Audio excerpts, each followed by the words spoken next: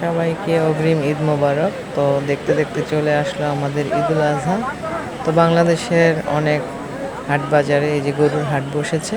তো দেখতে দারুণ লাগছে, দেখতে পাচ্ছেন এখানে যে গরুগুলো আমরা দেখতে পেয়েছি সবগুলোই কিন্তু দেশি গরুর মধ্যেই মনে হচ্ছে।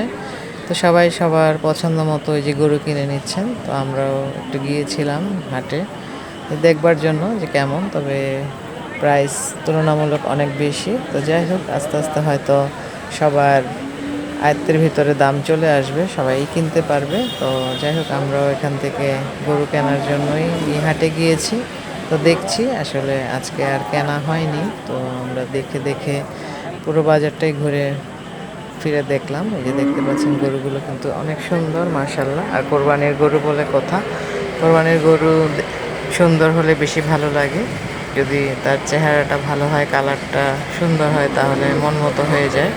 যাই হোক, আল্লাহর ইচ্ছায় আমরা গরু কিনবো, সবাই গরু কিনছে।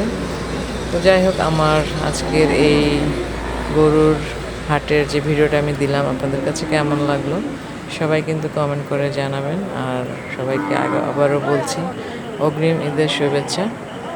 তো সবাই ভালো থাকবেন আর সবাই মনের মতো করে গরু কিনুন, দোয়া করি আমাদের জন্য দোয়া করবেন। তো আবারও নতুন একটি ভিডিও নিয়ে আসব।